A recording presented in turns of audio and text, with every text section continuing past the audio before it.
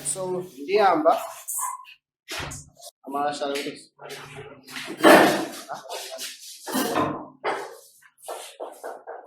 so timafuna tiyambe ndikufotokozera kuti no chimene chimasiyanisa ndijani chimene chimasiyanisa ndiyani. So tikaona zinthu zitatu tikuona apa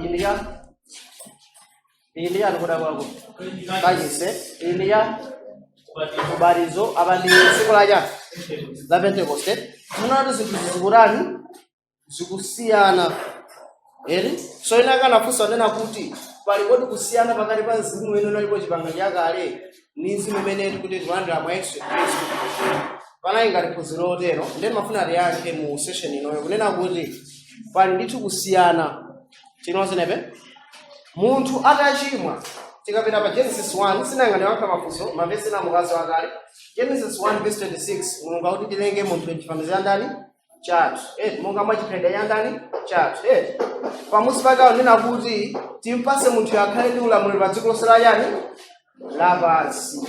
Koma ife nena kuti Adamu ndi Hava anachimwa ulamuliro umeneyo anawezera autaya amene ali ndi ulamuliro pa dziko lapansi ndi ndani? Satana. Ndikukhulupirira tinozenepe. So amene ali ndi ulamuliro pa dziko lapansi pano ndi ndani? Ndi Satana. Akubwera kwa Yesu Khristu Satana uti anamuzanatu ndigwadire ine fatino zonsezi zaperekedwa kwa ndani? Kwa ine. Ndipo nthaupasa ndani? Wina aliyense. Tikalenga mayeso a Yesu kuluka Satana anakamba bwanji? Anakamba kamena sinawerenge pamene pope nawerengapwe mwanjirena tikuona kunena kuti umunthu wa pa dziko lapansi unali m'manja mwa ndani? Mwa Satana. Mulungu watumiza Mikaeli kuti amuyikitse ndani? Mose. Tikumbuka yeye paja? Satana amatani amasusana naye kuthandiza chiyani? Yesu sanabwere pa dziko lapansi mundondomeko imene munthu amayendesera zinthu sikunali kuyendera kuti Satana auyisire. Sikuzangati mundivesese mundikunene tiliwonse kapena? Okay, mafuna nena kuti aliyense amene wachimwa pakuti aliyense amene wachimwa amakhala ali mbali ya ndani? Ya Satana. Ndiye tikaona muno bwino akuti onse anachimwa kuzera mwa kulakwa kwa munthu ngati Mose. So anthu onse tinakhala ngati kuzera mwa Adamu analigwisa kwa ndani? Kwa Satana. Ngati Mulungu amafuna achitepo kanthu pa anthu tinozenepe ngati munthu afuna achitepo kanthu kapena achitepo gawo pa anthu pa inu ndi ine pamafuna nena kuti Mulungu atitengenso mbali ya Satana atibwezeresenso kwa ndani? Kwa iye mwini. Ndikukhulupirira tinozenepa aliyense. So tiyenze amene kuona amene kuchipangano chakale kunali kachisi kachisi uyu amayimira kuti chani? Tikamuona bwinobwino kachisi uyu ndi kachisi amene akutiuza ife pa Exodus chapter 25 verse ya 8 akuti mundimangireni kachisi kuti ine khale pakati panu. Maona amenepe. So Mulungu akuti mundimangireni chani? Kachisi. Right? So tikuona kuti kachisi uyu si chenicheni chachogwirikazo iyayi inayi ngati yani? Phunziro. Mulungu afuna khale pakati pa ndani? Pa wanthu. Tikaona mwana bwino kachisi ene amene analipo anayendani? Yesu Khristu. Pajanawo zatino mupasule kachisi ndipo masiku atatu za ndani? Za mmangaso. Koma mafuna neno lino pali chinthu chimodzi chimene chinali chofanana pakati pa Yesu ndi kachisi womangidwa ndi manja ake. Kachisi uyuyu Mose atamaliza kummanga kachisi ameneyo chinachitika nchani? Ulemerero wa Mulungu unadzaza chani? Kachisi. Ndikukhulupirira tinozenepe ndipo Mose anakanikanso kupitiriza ntchito yake imene amagwira mujani? Mukachisi.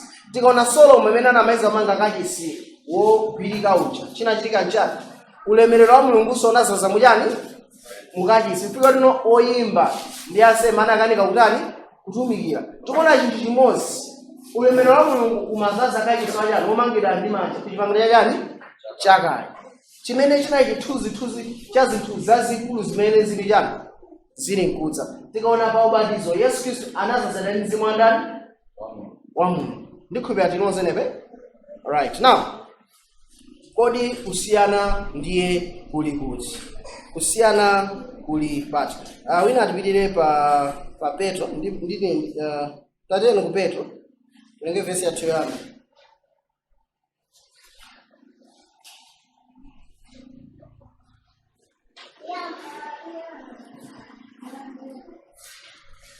Telengani 1 Petro chapter 10, 1 Petro chapter 1 verse 10. Fane Mungu ikapa 1 Petro chapter 1 verse 10 atubali. Ikapa 1. Yeah. Afuna nasankhula aneneri. Yeah. Pakulenera zanyisomo chikudzerani. Mabano, okay, so aneneri amafufuza za chisomo chimene chinali nkudza. Telengani verse 11 yauri.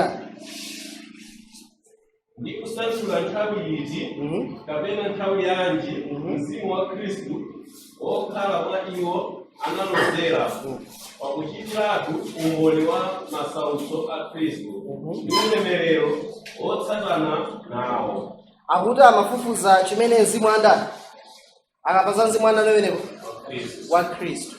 Mwanjira ina anene akukambira apapa ndi anene amene analipo esanabwera kapena asanabwera apano amene mwanjira ina tikamakamba za kuperekera kwa mzimu. Yohane 17 verse 5 akuti Atate wanga mundilemekeze ndinu nokha ndi ulemerero umene nali nawo ndinu dziko lapansi lisanakhalepo.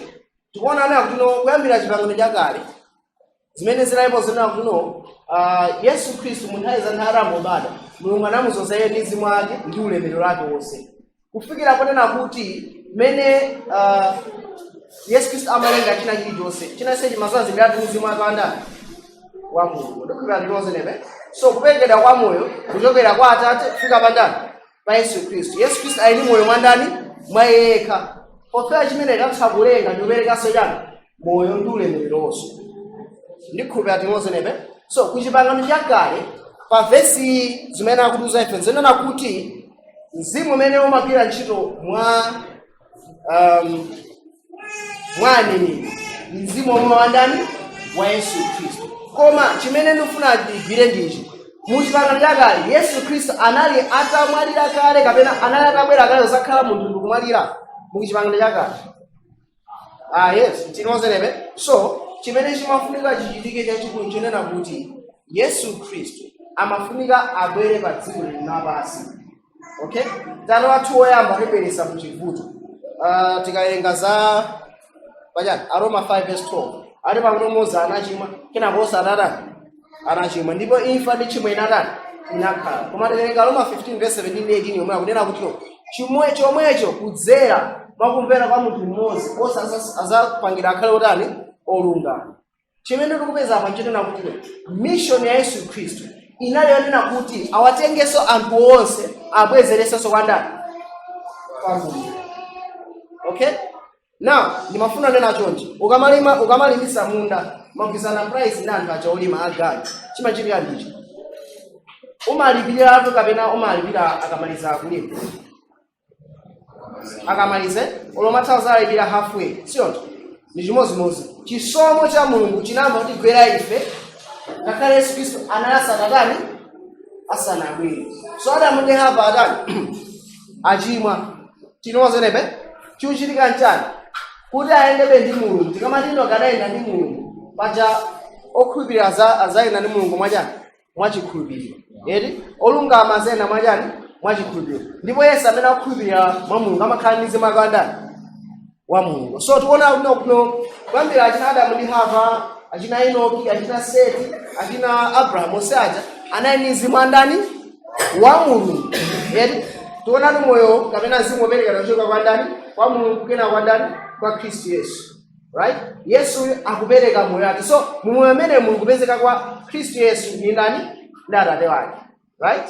Koma moyo umene ndionena kuti ndi moyo umene uli wa Mulungu, uli ndi chiyero chonse. Okay? Koma chimene palibepo nchonena kuti palibepo moyo wa munthu ogonjesa. Palibepo moyo wa munthu umene wakumana ndi mayesero.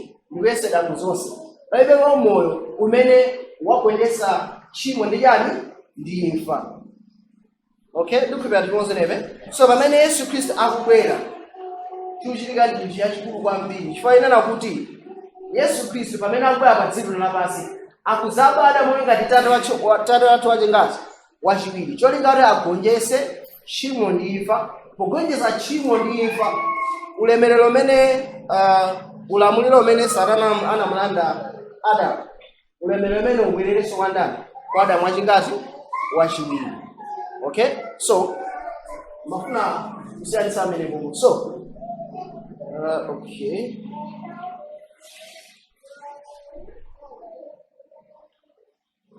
mwina ndi porokoze chonchi tikakamba siziweneke. Okay, right, so ndimafuna ningokamba experience ya anthu a Mulungu. Tinoze nebe ndimafuna ngokamba experience ya anthu a Mulungu. So tinaona Chihebrew chapter 7 verse 3 akuyani nanena musayipse dziko kapena nyanja kapena mitengo kufikira titasindikiza chizindikiro akapola a Mulungu wathu pamphumi pawo. So pali nkhani inena kuti pa mapeto nthawi atasindikize chizindikiro payani pamphumi. Ndikuphera timoze nebe. So chizindikiro chimenechi ndi chani? Okay, kuti chizindikiro chimenechi akuyani silu. So chizindikiro chizakhala payani pamphumi. Kuti livesese nkhani ndifunika tuone kuti nomene moyo wakhalira. 12 chapter 1 verse 22 anena kuti lendo ziwenga zinthu zazioneka pano nese masindakala zioneka. Okay, right, so ndikuphera ono tukuone.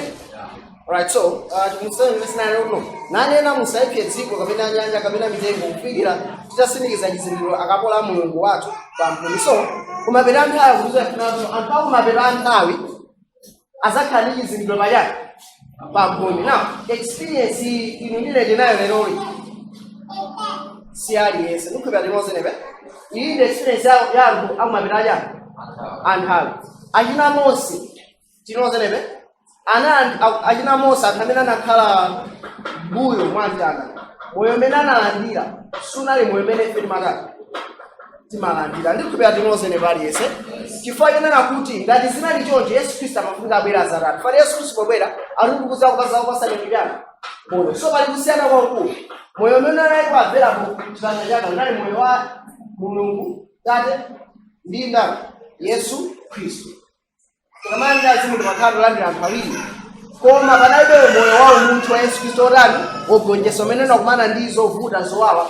Panalibe moyo wa Yesu Kristo umene unapelesa tchimo ndi yani ndi pachifukwa chimenecho pamene Mose amafuna ukisira liso madiyani mulibe yani ulamuliro wa izi. Pachifukwa chenena kuti malonjezano a Mulungu ndi amphamvu koposa anakwanisa muti Satana Mose. Ndikuphera timoze nebe. So ichi chizindikirochi tichiona kuti mwino bwino koma anakuti chipikira pachani pamphumi pokha. Tendipitizeni. Right, so tikapitiza pamenepa tuona apa 1 Corinthians chapter 1 verse 22 chizindikiro imenechi ndi chani? Amenenso anasindikiza chizindikiro natipasa chingole chachani chazimwera mucha mitima yathu. Na anthu akumapeto nthawi chizindikiro chipikira pachani pamphumi. Tinoze nebe. Koma ine ndine chingole chazimwera chipikira pachani mitima yathu. Kapena tikonena tuno 1 Corinthians 6:7 inaonera tuno amene aphatikana ndi Ambuye ali mzimu umodzi ndi ndani? Ndi Ambuye. Mzimu wa Mulungu ndi mzimu wa munthu kukhala pakati pamodzi. Tikafuna kutenga mitengo iwiri ikhale imodzi timayitani? Timayikwatise. Tikafuna tenga zisuwo ziwiri zikhale chimodzi timatani? Timazocherera. Tikafuna tenga mataba awiri akhale limodzi timatani? Timakhomerera. Nsalu ziwiri zikhale imodzi timatani? Timasokerera. Mioyo iwiri ikhale umodzi timatani? Timatenga mizimu kapena mioyo iwiri ndipitani kuilumikiza. Ndikuphera timoze nebe. So apa chikole cha mzimwera ndiye yani chizindikiro choti wenwe munthu wopulumutsidwa komanso moyo wake wandani wa Mulungu. Tendipitizeni. Apeso amtendera kuti mwa iyeyo inunso mutamva mawu achoonadi uthenga wabwino mwa chipulumutso chanu ndi kukhulupirira iye munasindikizidwa chizindikiro ndi mzimwera wachani walonjezano. So mzimwera wa Mulungu utisindikiza ife tena Efeso 4:3 akubwereza iweyo ndio musamvese chisoni mzimu woyera wa Mulungu amene munasindikizidwa chizindikiro mwa Iye kufikira tsiku la maumboni. So yekhala amene ali ndi mzimu wa Mulungu yekhala amene angasekutengutani mbulukusira nakamba zonse kuzilakani. Now iwafuna nena kuti tikamakamba nkhani imeneyi pa njira yacho imene tikatiiziwe Aheberi 11:9 anatchula mayina athu mulachina ino limenemu mulachina Eliya munatena anapitaso lero kumwamba tinimozereka tanano uchipanga chakale chonse chimene amalandira mzimu wa Mulungu umene mupezekaso moyo wa Yesu Khristu koma mmene mupezeka moyo wa Yesu Khristu umene unagonjetsa ndi kukumana ndi imfa ndi kugonjetsa zonse tinimozereka chinayi chiombolere kuchoka ku tchimo ndi Efeso Satana tisanabwere pamafika kuti moyo umene ukani upezeke.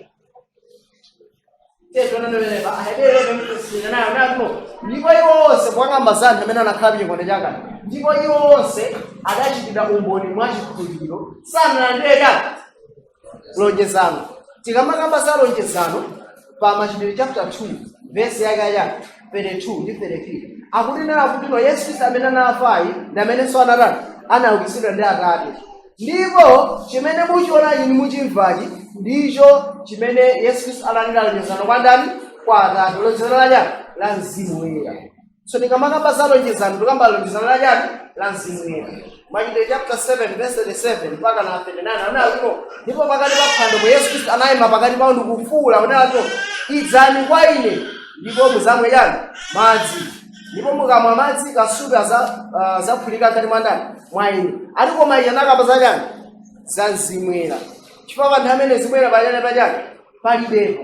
Kodi pa nthawi imeneyi imene Yesu Khristu anapatsidwa pansi Mzimu Woyera amene unalibepo ndiwo mzimu umene ukaperekedwa mukupezeka moyo wa Atate wa Mwana koma koposa kumeneko mukupezanso moyo wa Yesu Khristu umene wakumana ndi tchimo ndikugonjetsa tchimonso ndi ndi imfa. Moyo umene ndimene palibepo ndikhulupirira timozenepe. So anthu akuchikondi chakale anasalandire lonjezano limene lili tikamakamba Yesaya 9:6 lonjezano lero kwa ife mwana wa wabadwa zinake zachida Tate wosatha apanga kuze imene asogolera Tate wosatha.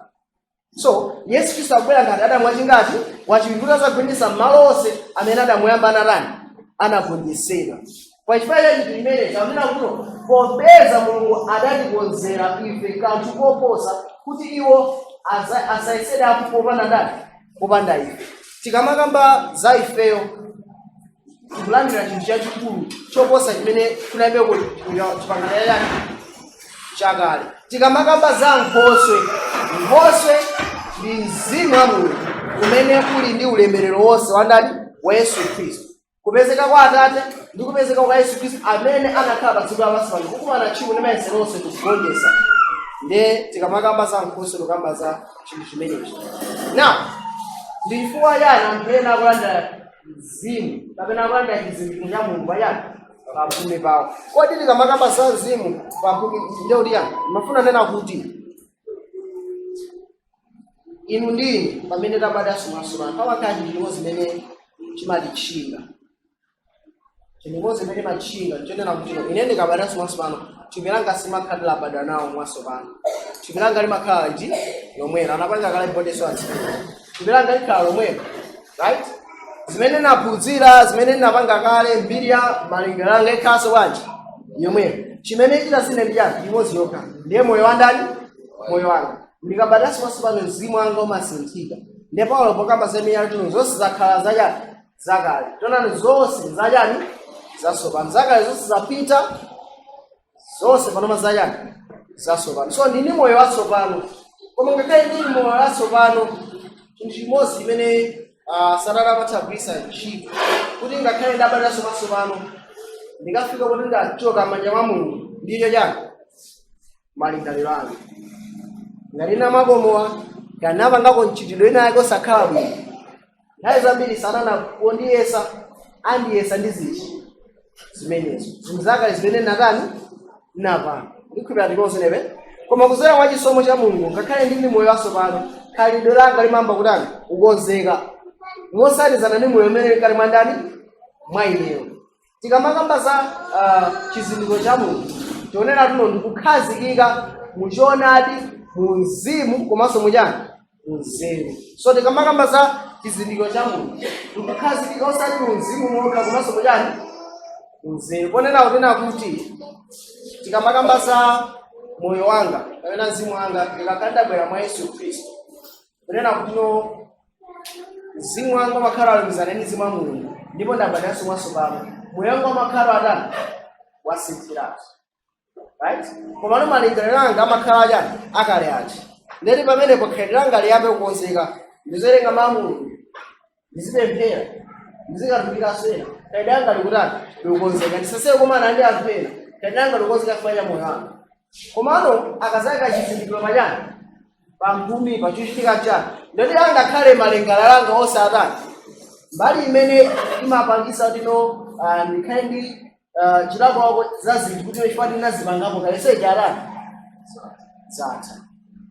Ndoti ineyo si moyo wanga wokha umene uli wosinthikiratu kotheratu angakhale khalidwe langa lafika poti lakhwimirapo osatizana ndi nani ndi Mulungu. Iyo ndi experience imene tikuyembekezera mujani mu Lazarus. Tikaona mu LLA tikulandira Nkhoswe amene ali ndani Yesu Khristu. Aliyense tili munomo ngati tabadwanso mwatsopano tikulandira moyo wa Yesu Khristu amene chipambe chatsopano akutcha kuti yani Nkhoswe. Kuchipangano yakala nani Atate wotani wosatha. Right? Koma chimene tikuyembekezera so muthaona ali pa mastepe kwa yakala akulandira mzimu wa ndani wa Mulungu umene muli moyo wa Mulungu komanso moyo wa ndani wa Yesu Khristu. Right? Tikapirira pang'ono chipambe chatsopano kulandira ano yani Nkhoswe muli moyo wa Mulungu yemweyo komanso muliso moyo wa Yesu Khristu koma wokwezera chifukwa chena kuno Yesu Khristu wagonjetsa tchimo ndi imfa. Tikamapita kumapita nthawi makamati kamakumana ndi lemba la chilungu chochitika chani anthu a Mulungu amene akhulupirira mwa Iye pa Pentekoste imene chinamalizana mtalandire mzimu ena anthu aja akakhala mu upper room kupemphera kupanga zonse koma ngati Yesu Khristu sanadzozedwe kumwamba adakalandira dalitso changati iwo aja anali malo kumadikira chochitika kuti kumwamba zinayi mwachikhulupiriro. Tikamakamba za ichichi chikuchitikanso mwachani mwachikhulupiriro pamene tilakhale mwa Yesu Khristu tiyamba mwachikhulupiriro tikupitiriramo mwachani mwachikhulupiriro chochitika chani tikuzasindikizidwa nakuno angakhale m'malingaliro athu zonse nzachani zakale tonani zonse zikhala zachani zatsopano zakhala nakuno takhala mgulu la anthu amene titamuyimire Mulungu pa dziko lapansi pano pamene dziko lonse lapansi la Mulungu wake.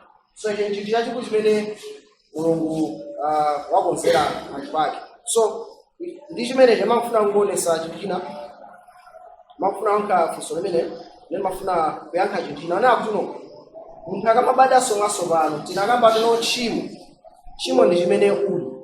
Okay? Mafuna ndiyake funso lachiwiri tchimo ndi chimene uli kumbana nafotokoza je ndipo chifukwa iwe ndi woyipa umanga zinthu zoyipa tinozenepe komano munthu ukakhala tuno ukulapa kodi ukulapa chinthu chiti. Okay? Now funso ndili right kuti lipezeke mu vuto la tchimo ife tinapangapo chani kapena analabisa ndani kuti lipezeke mu vuto la tchimo analabisa ndani Adamu. Tukira tinozenepe amene analabisa ndi nani ndi Adamu. Right? Komano ngakhale ife tikupezeka mu vuto la tchimo ndife olekana ndi Mulungu tikufikano pa dziko tikupanganso zisakho za ndani za ife ndani za ife mwini ndikupira tinozenepe. Right, let us read in 1 Yohane 1 verse 9. 1 Yohane 1 verse 9 are you? 1 Yohane 1 verse 9. Amina wabeza.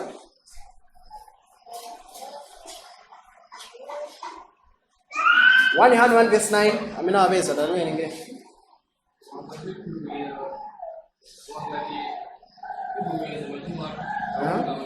Yeah.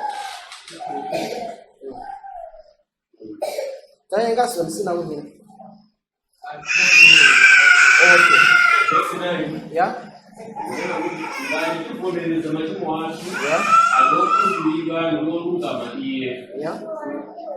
kuti atikhululukire machimo athu. Maonaso tikangovomereza machimo athu mulungu atani atikhululukira kenako akutita apitiza kutita ndikuta ndikutisandutsa kutichotera chosalungama chilichonse. ndoti chosalungama chidayisa chinthu chonse tamandani mwa ife.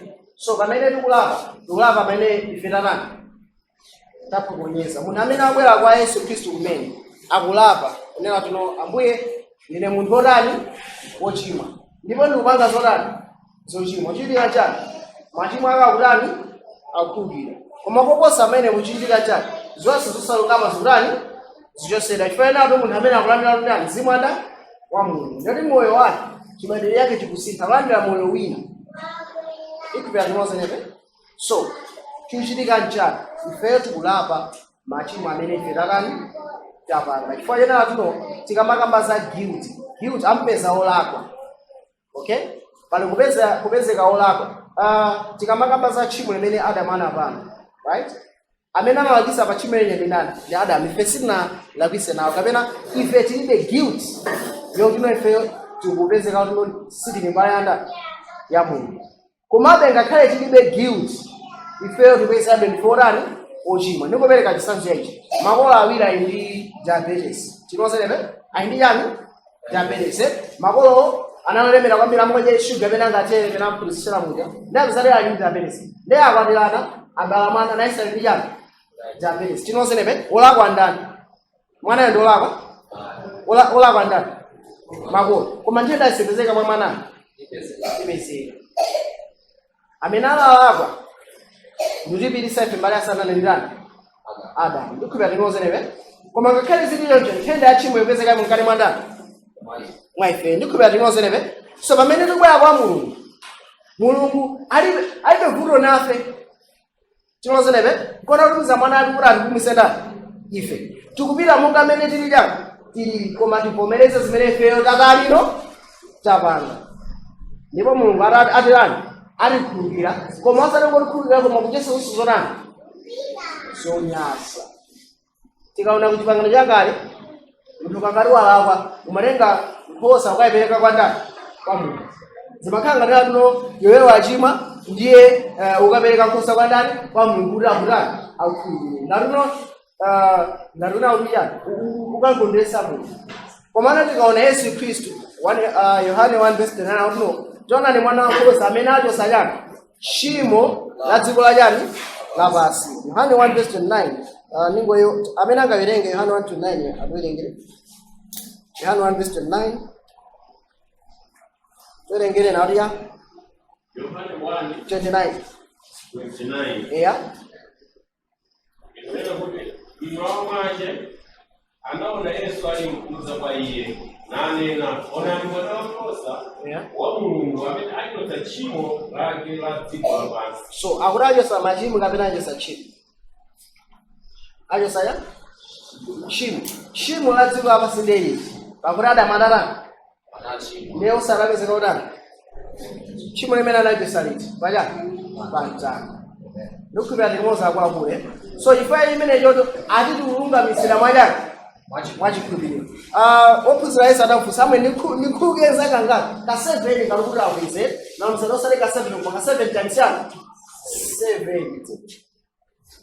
7 ndena moyo ndi 490 chinozerepe nkhani nena kuti no pamene tili a Khristu choyipa chonse tchimo lonse lada chibadwiro chawo chimwe chatani chachoka. Ifeyo kuzera mwa Yesu Khristu tikangobwera kwa Mulungu ndife okalora olandira kuchipangano chakale tikamakamba za chikhulupiriro tikamba zona kuti Mulungu atani wakwiya ndopereka nsembe kuti iye akutani akukhulupirira. Koma tikaona muide amene amasaka zake ndani Mulungu kapena Adamu Mulungu chinozerepe. So tikamaonanso ngakhalenso panopa amene akusaka zake ndi ndani ni Mulungu. Tikamakamba za chikhulupiriro tikukamba zonena kuti kodi tinkhulupirira munthu kangati 7 times 7 tikupereka chitsanzo ine amene ndabwererapo tsiku loyamba ndatenga chani ichi ndapita nacho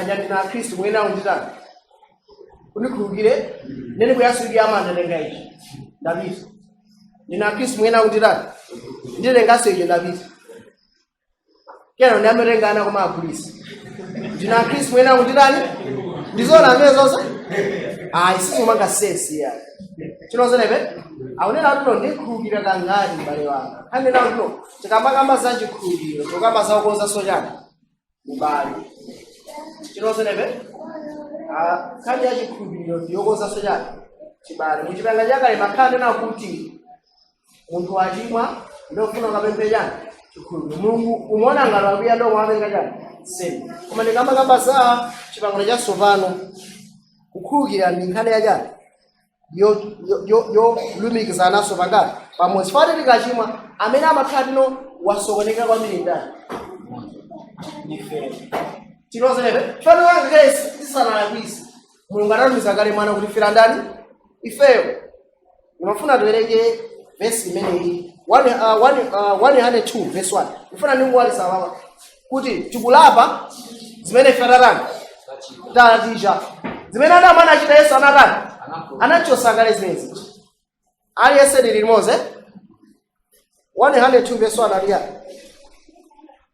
ndiwerenganso mchizungu muwerengetiye aliya yanatanga izi ndikulamulirani kuti musachimwe ndipo akachimwa wina konse tili naye kwa Atate ndiye Yesu Kristu wolungama wina akachimwa pali ndani nkhoswe now akakhali okay msalome munthu akachimwa nkhoswe ndiye ndani Yesu Kristu chichachira pasula bwino kwambiri fani mawu amene anapisira ntchito amenepo nkhoswe ndi Parakletos amene anapisa ntchito ndi Yohane yekha anapisa ntchito buku la Yohane nkhoswe kafolo uku anayendera nkhoswe kangati kamodzi nchichana amasula bwino kwambiri so nkhoswe linayi ndi Atate amene ali ndani Yesu Kristu so munthu akachimwa chikuchitika nchani 102 verse 2 ndiwerenganso mchizungu aliya anoyeneka 102 verse 2 aliya ndipo iye ndiye chiwombolo cha machimo athu koma osati anthu okha komanso a dziko lonse lapansi now pali mawu pa chizungu patino he is a propitiation for our sins mawu ti propitiation mwayang'ane mu Strong's Concordance ningosegula Strong's Concordance ndetino amatenga original language kumayimasulire ningoona pamenepa ndifuna tikhale imodzi 102 verse 2 so ngati muli ndi Bible ama Strong's imatha kukupasani analemba ujani 102 verse 2 tikawerenga Strong's Concordance mawu ti propitiation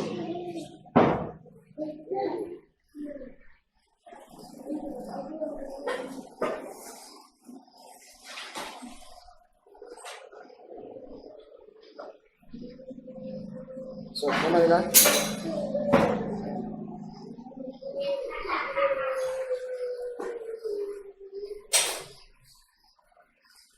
tayari ngaso ngambela verse 1 sorry tangi ngaso 192 verse 1 verse 1 yanatanga izi ndakulemberani kuti musachimwe ndipo akachimwa wina konse tili naye kwa Atate ndiye Yesu Kristu wolungama verse 2 okay ndipo iye ndiye chiwombolo cha machimo athu koma osati anthu okha komanso a dziko lonse lapansi mwapona wenepe atosati machimo athu okha komanso a dziko lonse lapansi chiwombolo cha machimo athu komanso a dziko lonse dziko lonse lapansi kumvomera Mulungu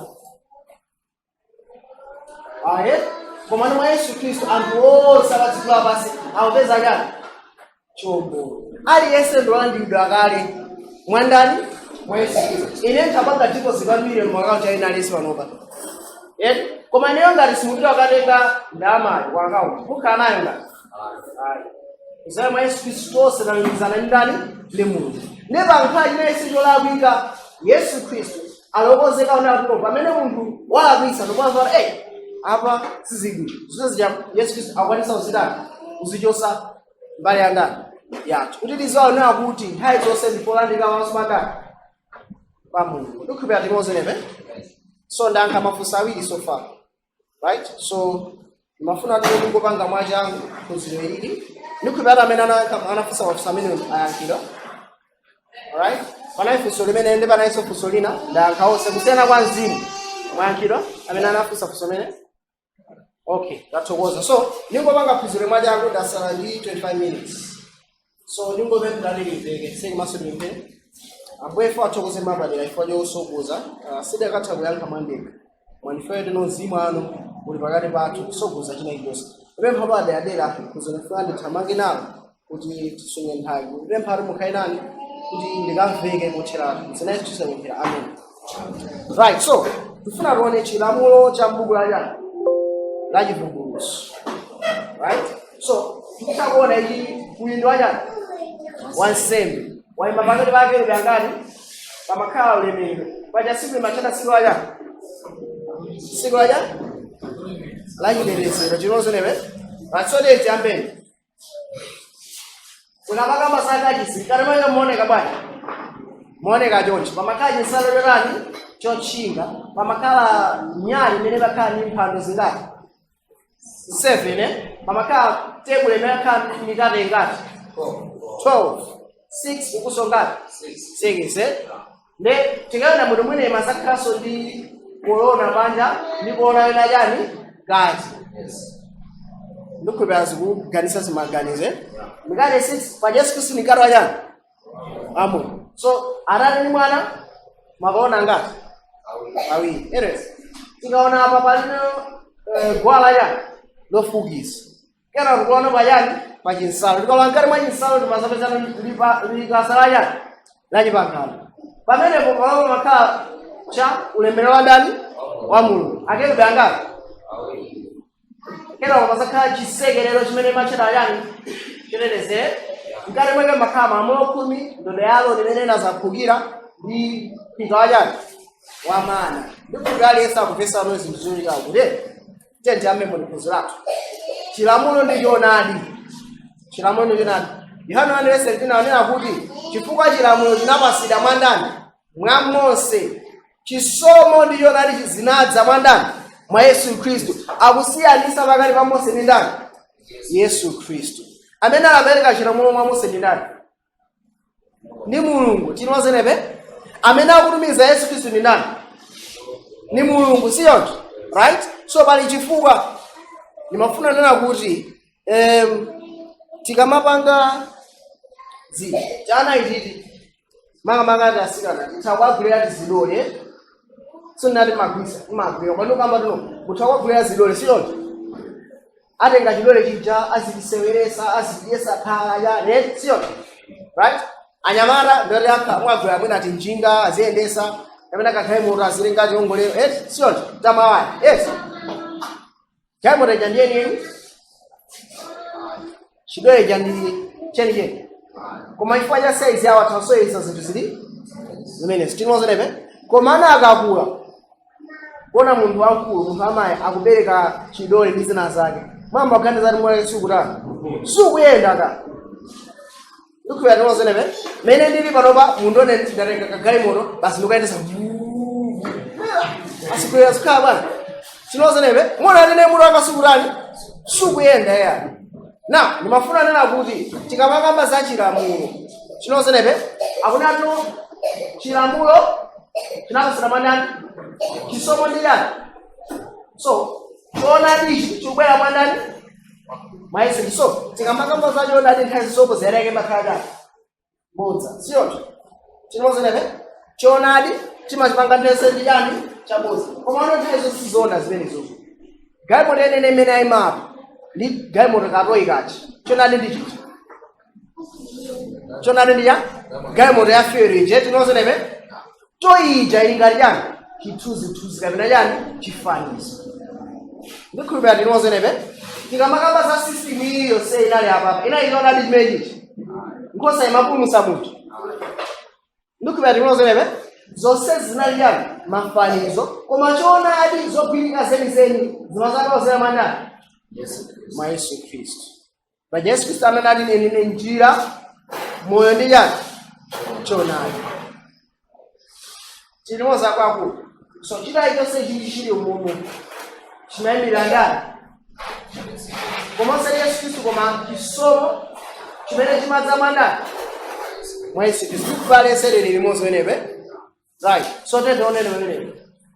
Jambe kuona Yohane 10:6 tikaona apapa ngati mujatanaona mukale kumana pamakhala khomo ukachoka khomo peye apa guwa la yani la nsembe kenako apa anthu amachapa apo chani amaziya pali mwazi uje akalekini asanone chitula yani chamkati aliyense limodzi wenebe pamakhala khomo limodzi apa utenga nyama yako wasemba okay khomo limodzi nyama yako ibera ipenda pali apa kuchoka mene wasemba kupitirira ni mwazi yako lwa kuti ngati iyo kutani ukubwerera. Okay, nikubera limodzi nebe. Right. So ukachoka menepo umakalo wajani wansembe amene amakalo akuti day koma kamodzi pachaka amakalo akuti uku. Yes, ali pamene abalike baba abalike kachisuyu apa panali chisalu chogawa. Yes, aba jeile anthu akachimwa nkhosa ibwere alape machimo awo iphedwe mwazi wa nsembe alowe naye kuti mkatimo. Ningati munayizipanda zingati ziwiri chindayamba ndichi tinakambirana chichi mwazi wake mawazira pati pa nsalu yotchinga. Koma kamodzi pachaka amafunika tino alowe mpaka chipaniko chetani chipatikisisa azaleze mwazi wake pati pamenepo alese nikupera zapeke.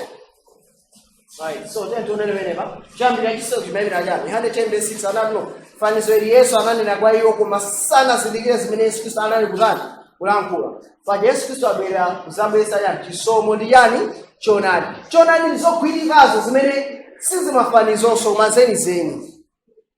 Chisomo ndi choonadi ndese venapya chifukwa chake Yesu ananenanso nawo ine ndinu ine ndine khomo la chani la nkhosa. Khomo limemira ndani? Yesu Kristu. Wochimwa akafuna bweza nkhosa amabwezedwa ngati inaipo chimwe limene umabwezedwa apa ngati ayi panali machimo osiyanasiyana kumano munthu nangati wazindikira chimene walakisa umabweza nkhosa yake la. So khomo la nkhosa ndiyenda Yesu Kristu. Pebe njira inanso ya yozawandani kwa Atate. Tukuona apa yonepo chilamulo ndere kwanano chake choonadi chake siyocho chentipitizeni tikamapitirira tukamanoza kumwamba Chimusu 5:5 anatino ndipo mmodzi wa akulu ananena ndine kusalire taona mkango ochokera fuko la Yuda muzu wa Davide walakika kutsegula buku ndi zizindikiro zake zisanu ziwiri. So akamba za mkango, right? Verse 6 muchizukana muzali taona Yohana akulira angasebwe buku ndani chizukana muzali taona ndipo mfolo kuzena namusa za mkango umene watani wagonjesa. Koma kuona anaona chinthu china chimene anaona njani. Verse 6 ndipo ndinaona pakati pa mipando wachifumu ndi zamwezi nayi pakati pa akulu mwana wajani wankhosa ali chilili ngati waphedwa wokhala nazo nyanga zisanu ndi ziwiri ndi maso asanu ndi awiri ndiyo mizimu isanu ndi iwiri ya Mulungu yolimidira yodziwa yani lonse. Nkhosa ije maphedwa ije imemira ndani? Imemira ndani? Yesu Kristu. Chifukwa yani akamozoti panali nkhosa imene inali ndi nyanga zingati? 7. Inali maso angati? 7. Timozonebe lero ona Yohane 1:9 unamo mama anona Yesu alikuza kwa yeye nanena onani mwana nkhosa Mulungu amene achotsa tchimo lake la dziko lapansi. So nkhosa imemira ndani? Yesu Kristu. Tikuona penepe komano muchipangano chake chimachitika chake nkhosa ija ikafa yathera bani ompo siyocho wansembe amene akutani akupitiriza. Komano muchiona ali choyikikacho Yesu anafera pa dziko lachani lapansi.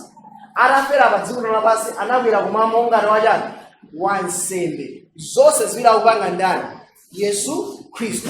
Monga ngati wansembe ndi amene amatenga mwazi ndi mwakawaza mutani mukachisi. Tinozenepe komano panthawi yakutuzali nkhosa amene ili nyanga zingati?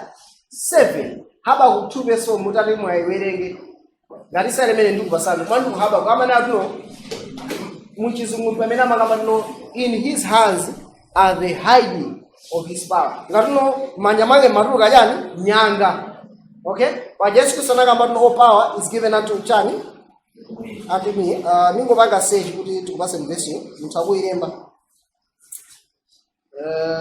Habakkuk 3 verse 4, yes. Habakkuk 3 verse 4. Mutaverenga nchizungu imaveka, nchichwa simaveka. Muchizungu anatuno, and his brightness was as the light. He had horns coming out of his hand. There was the hiding of his power. So, agamba zai amene analindi Habakkuk 3 verse 4. Habakkuk 3 verse 4. So agamba no manjamangu mwenali yake. Nyanga, mwenali mopimba yani.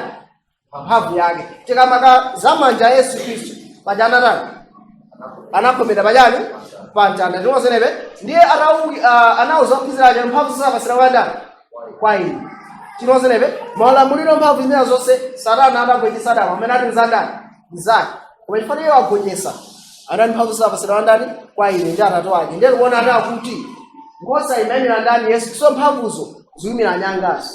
Adakwera kumwamba mphamvu zonse zimene nazo sanwewa zikapasapasaka sokwandani kwa iye koma koposa pamenepo ali ndi maso angati asanu ndi chani ndiyo mizimu isanu ndi ingati iwiri mizimu yasanu ndi yandati ya mulungu yopitira yoyezi kwasala chani so mzimu wa mulungu tinozenebe wa pasileso wandani kwa Yesu Kristo amene walemekezedwa walandira chani ulemerero so mizimu iyeyo ndi amene akuyitimiza masiku la chani lapasi tibona menebe wansemina amene amawaza mwazi koma nthawi nkhosayo ini maso asanandanga ndawiri imene maso amene akumira yani mzimu wa Mulungu ndikhulupirira tikonzenebe so nkhosayi imene yandani Yesu Kristo so tikuona chimene chinalipo ndikuona chotani choyikikacho choonadicho alright maliziso now, tawana nkhosa ndende tikuyenda tukandikire ndefika kugwala nsembe. Musisi 6:9. Pagwala nsembe kumwamba akuona koja. Ndipo pamene ndamasola chizindikiro chachisanu, ndinaona pansi pagwala nsembe. Mizimu yayiwo adaphedwa chifukwa cha mawu a Mulungu ndi chifukwa cha umboni umene anali nawo. So, timazati munthu akufunsa zowajani. Sazo akanthe. Komano kumwamba akanakuona mizimu yayiwo amene inatani inaphedwa. Kapena akuona miyoyo yayiwo amene anatani anapenda nani amene chikira chake ndipo anafuula ndi mawu akulu kuti ananena kufika ili mfumu yoyera ndiyona muleka kuweruza ndi kubwezera chilango chifukwa cha mwazi wathu pa iwo akukhala maziko so tikaona anthu awa na amene anaphedwa nthawi yambiri ya dark ages tikaona bwino munonse na amene anaphedwa nthawi ya dark ages ndiyeno akuti anthu amene akufuula pagwala la nsembe akufuula kuti verse 11 ndipo anapasa yense waiwo mwinjiro woyera nanena kwa iwo kuti apumulebe pa nthawi kufikira atawakanikisanso akabola zawo ndi abale yawo amene azaphedwa monga iwo anaphedwa so chichitika njani mwamba izi zitati zione menzini zikuchita susana instead of the young of the dead komano mzimu ikufuula tikaonanso mno bwino Genesis 4:8 Kaini ndipo ananena ndi Abeli pale. Ndipo panali pamene anali kumunda Kaini anamuumbira Abeli pale ndumura namupha. So Kaini anapandana pale. Genesis 4:8. Genesis 4:10 ndipo anati wachita chiyani mawu a mwazi wa mphamvu andikudira ine kunthawi. Funso mwazi ungachekwa yakuti. Mwazi ulimira yakati. Mwazi mamira yani moyo tinozenebe so moyo wake kapena mbiri ya Abeli analolungama samenera utani kungophedwa pachifukwa aphedwa pafunika chilungamo chitani chiyende ndikukhulupirira tinozenepa kwakuye right tiyendeni ahede tropese patro ndi kwa Yesu nkhoswe yachipatala yachani chatsopano so nkhoswe tikamakamba za Yesu ndi nkhoswe yachipatala yachani chatsopano tiyende ndi kwa mwazi wakuwaza wakulankhula chokoma choposa mwazi wa ndani wa Abeli tikuona pamene mwazi wa Yesu Kristo umathanso ndani kuyankhula na mwazi wa Abeli umafuna chani mmene umafuna iye Mulungu akuti ndipo achita chani mawu a mwazi wa mphamvu ndifula ine kuchani kunthawi thanda zanawa kuti no Abeli ngakhale wafa waphedwa iye ali usalakwa ndipo chifukwa chimene ili Mulungu akufunika ndithu achite kumwatana mwachilungamo ndikukhulupirira tinozenebe pamene mwazi wa Yesu Kristo chimene ukufula ndioti chani ukutha kupulumutsa inu ndi ndani ndi ine mwazi wa Yesu Kristo amene moyo wake ukutipasanso ife mwayi watsopano kuti tikachane ndi ndani ndi Mulungu ndikukhulupirira tinozenebe so tikamaona kumwamba tikambangamba za guwa lansembe chimene chimene chitikachete pa guwa lansembe nyama zimatani zimaphedwe ng'ombe ndi chani nkhosa paja Khristu timachedwa kuti ndife chani nkhosa Yesu Khristu ndiye chani busa tinozenepe so mu nthawi ya Dark Ages anthu ambiri amatani amaphedwa pachani pamenepa paguwa la chani la nsembe paja Yesu Khristu anafa pa dziko la chani lapansi ngati inu ndine tingaphedwe France pedeso paguwa liti lomweyo tikupeza tinozenepa kwakule so guwa la nsembe lomweyo limene Yesu Khristu anafa pa dziko la chani Kalvari ndi guwa limene Yesu Khristu anafera inu ndine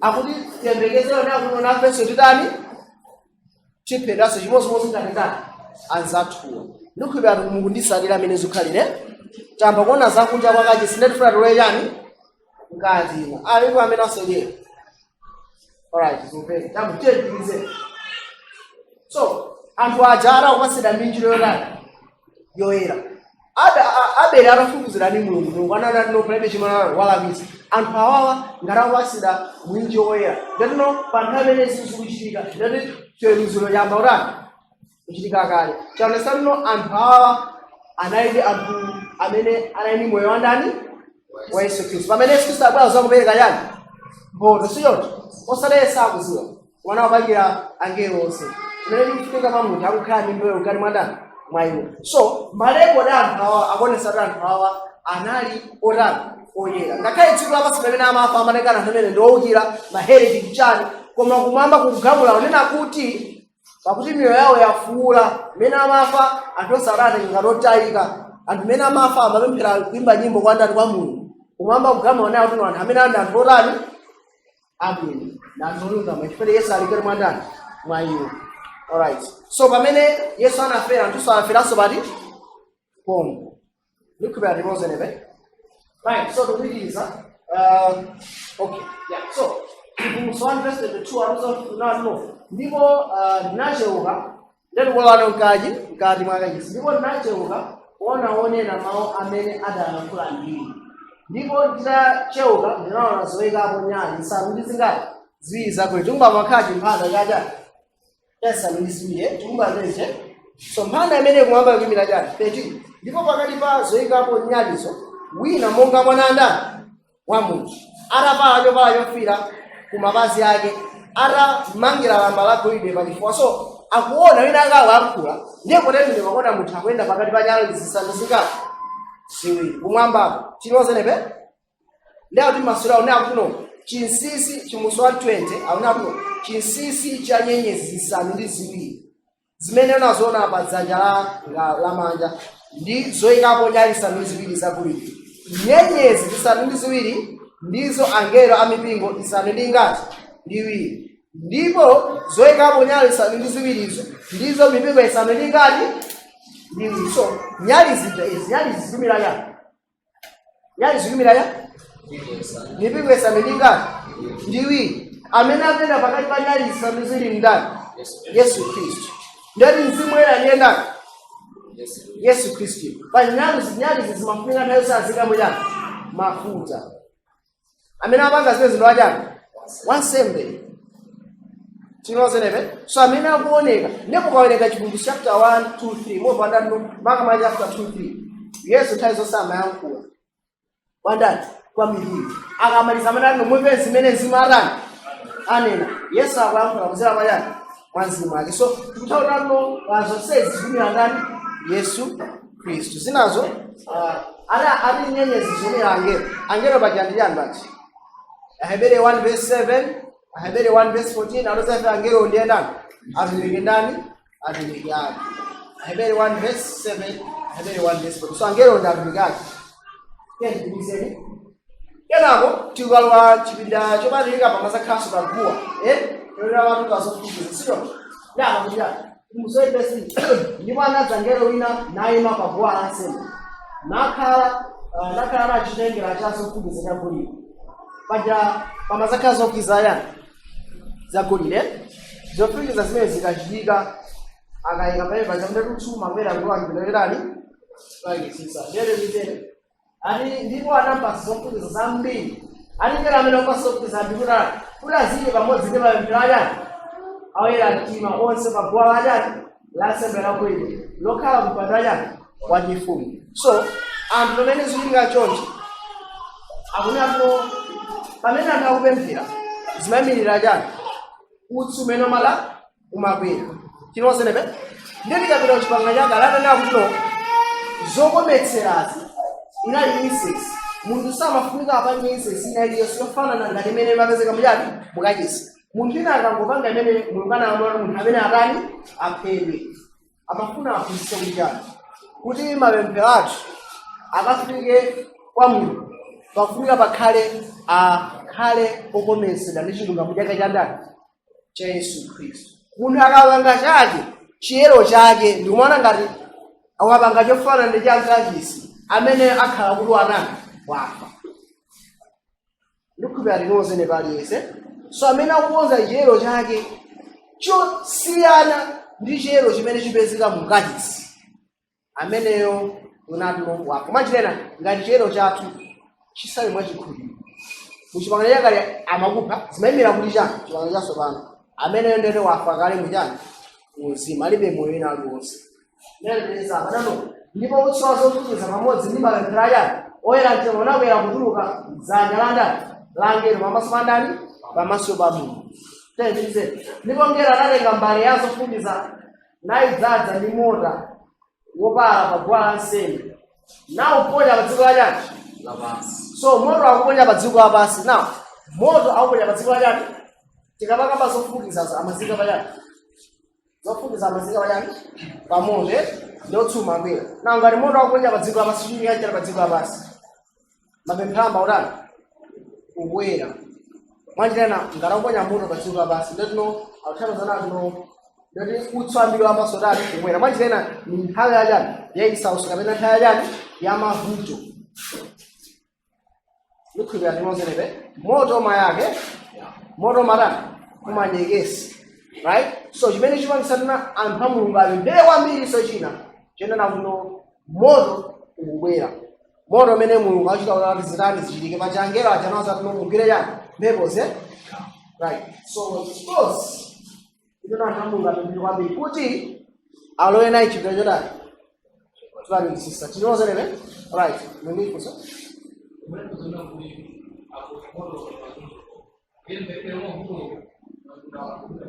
yes. Ili ngaluna kuno ngo basali sanze haije unali mtaye za COVID.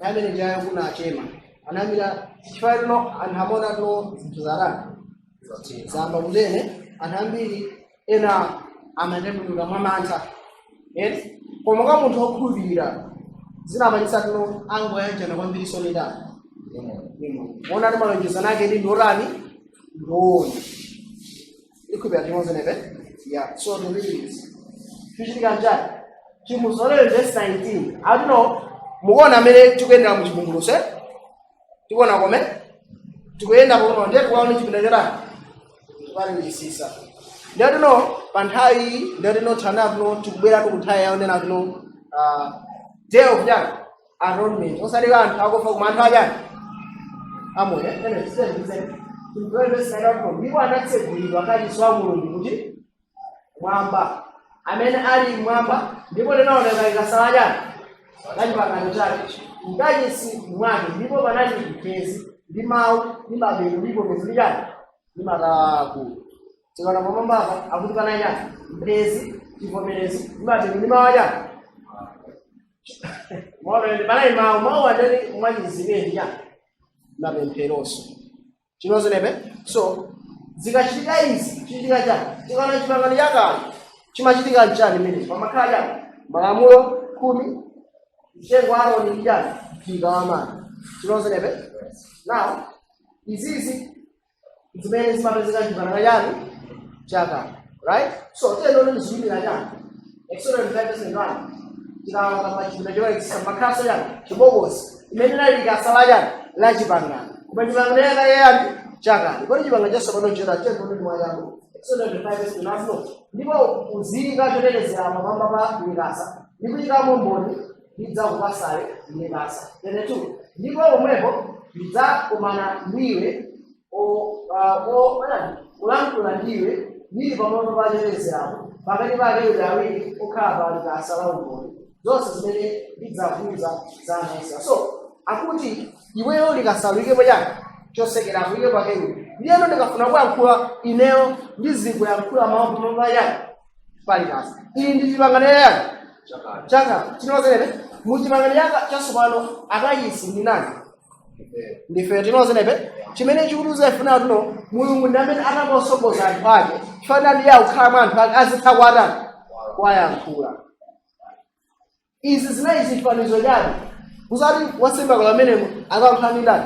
Ni mulungu. Komano chipangano chatsopano ifuna kuno Yesu ndi Atate azakhala mkati mwa ndani? Mwa ife.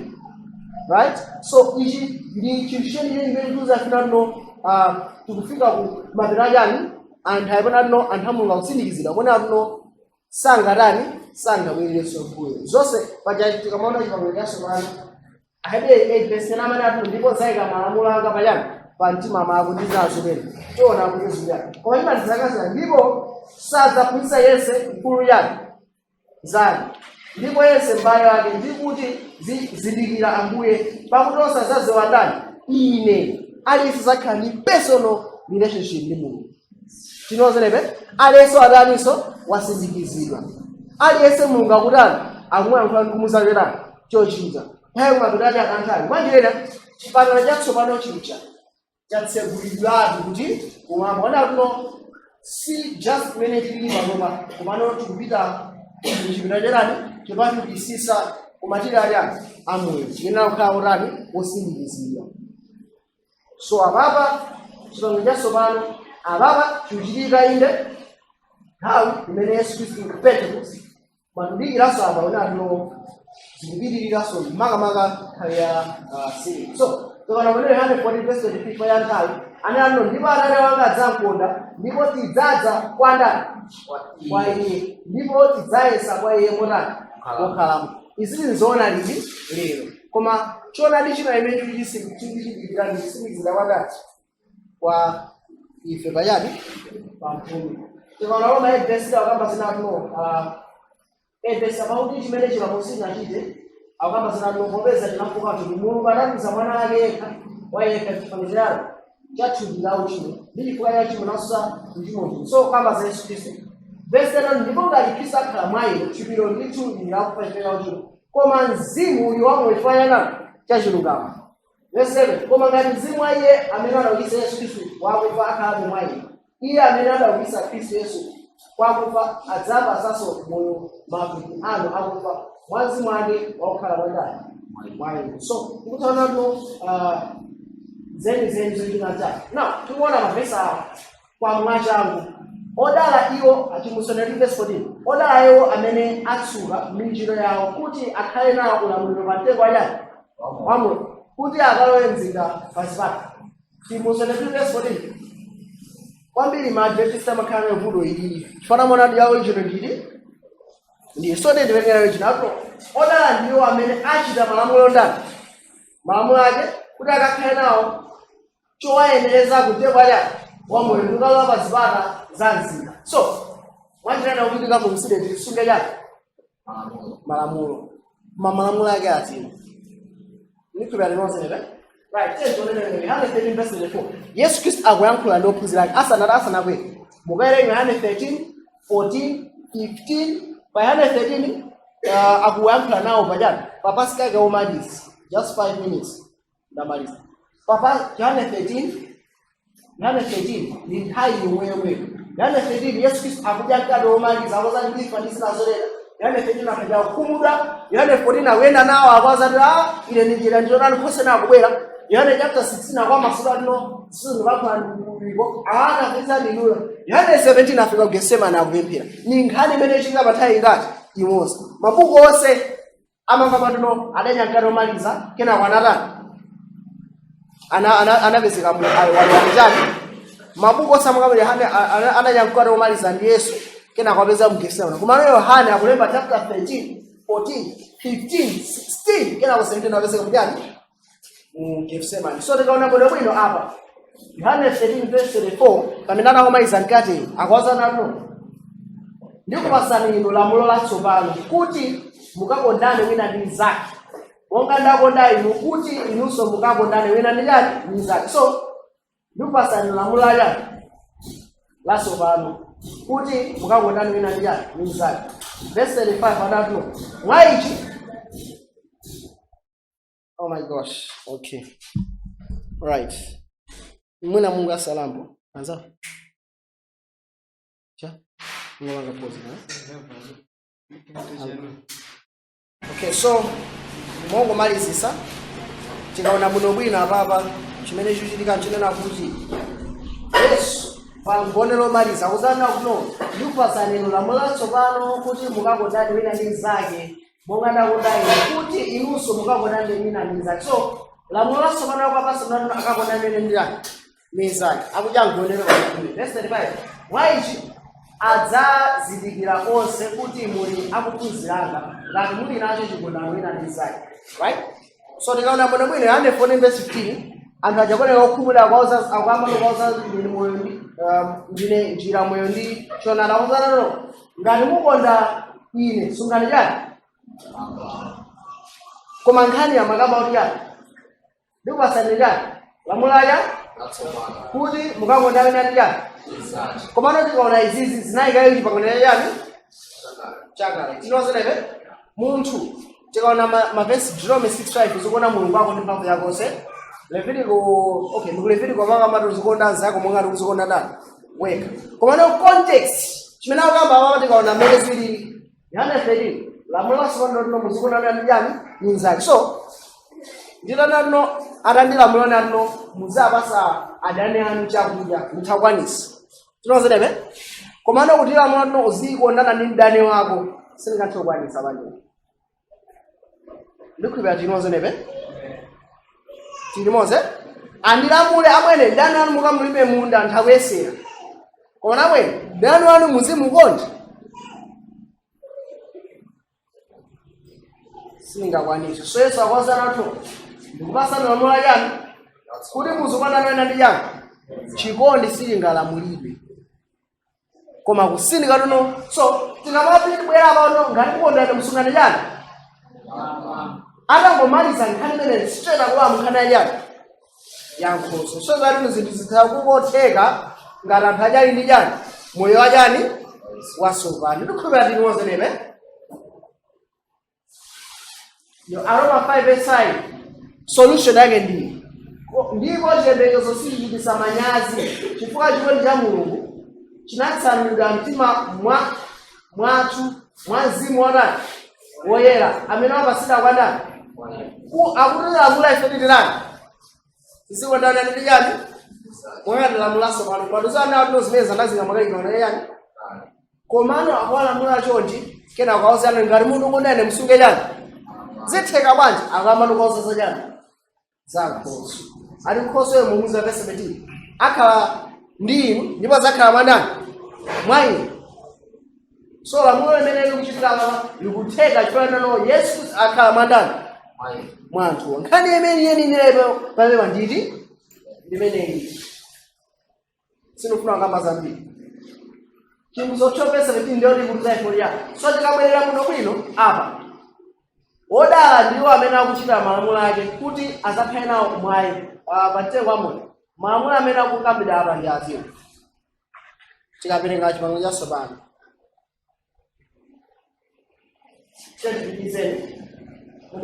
so chimbuzo chopesa chini ndipo chinjoka chinakwiya ndi mkazi ninachoka kuka kuchitira mkhondo ndi osalamba yake amene asunga chani malamulo a Mulungu nakhala umboni wa ndani.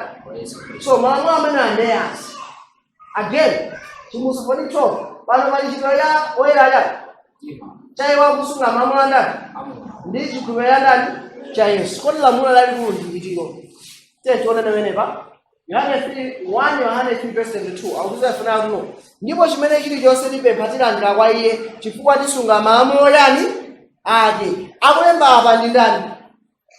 Akulemba apa ndani? Yohane. Analemba chikumbutso ndani? Analemba buku la Yohane ndani? Mabuku osalemba mvungati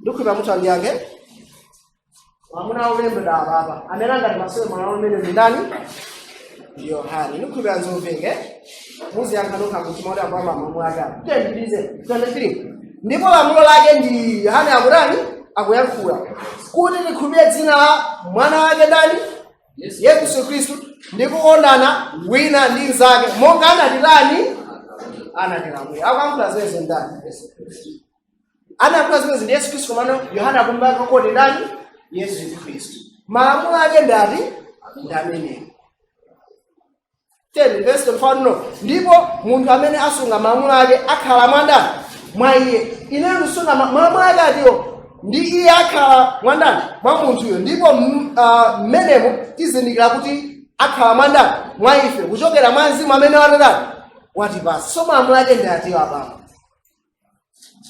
kukhulupirira mwandani mwa Yesu Khristu tini moyo wake mzimu wake watipasa mzimu wake uli mwandani chikondi chijachikali mwandani mwa moyo wathu tenga mavesi onse amene Yohane akulemba pamodzi chimveka right slide yanga yomaliza ndi aona kuno Marko 9 verse 4 Mulungu analamula kuti yani ndipo anaoneka kwa iwo Eliya ndi Mose ali kulankhulana ndi Yesu ndipo Petro anayankha nanena ndi Yesu Labi kuti komera ife kukhala pano ndipo timange misasa itatu umodzi wa inu ndi wa Mose wa Eliya so afuna amange misasa ingati itatu Mose apa Eliya apa Yesu bani onse ndi chimodzimodzi so Mulungu akuti yani pakuti sanazindikira chimene adzayankha chifukwa anachita mantha ndithu ndipo panadza mtambo wakuphimba iwo ndipo mawu munatuluka mtambo kuti uyu ndiye ndani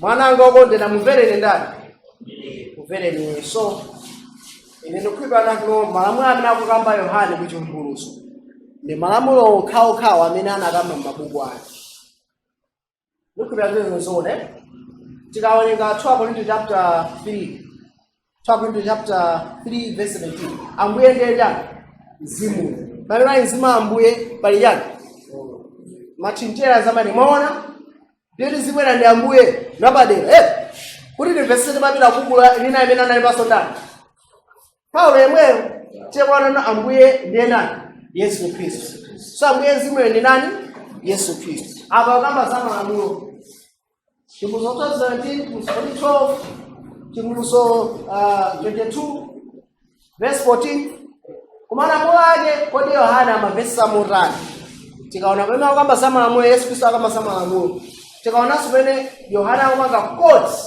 chimene analamulidwa ndi chimodzi chokha mukakhulupirire pa ndani pa Yesu Khristu ndikuona na wina ndi yani mizani zikatero akuti yani akuti ine mukhala mwandani mwa ine ndipo iye akhalanso mwandani how mwa mzimu imene watani wakupasani sizokuti muzilamulira muzikonda mmene mungathere mwana lamulanso wanja munthu ndiye saukonda ayi mzimu wandani waye amene akulamulirani Yesu Khristu amene akutani akusokozana musokozana ndi ndani ni mzimu wake wandani wa Mulungu adalitse mawali tsike maso kuti tipemphere ambuye fa thokoze mapadera chifukwa choti munalola kuti ndikapereke phunziro funikira kwambiri paine ndiye kasimbi akati koma ndifuna nthokozeni kwambiri kwa munalola bata nditendere ndikumvesa kwabwino kupempha kuti mukapitirize kuyankhula kwa anthu anu ndikuwasimikizira choonadi chimenechi kuti akakhulupirire mwa mwana wanu Yesu Khristu kuti akamvere Yesu Khristu ndikulandira mzimu wake kuti chikondi chimene munatiuza tikhale nacho chikakhala mwa ife ndife tikakhale mwa ife ndibe mphatso mzina Yesu Khristu. Amen.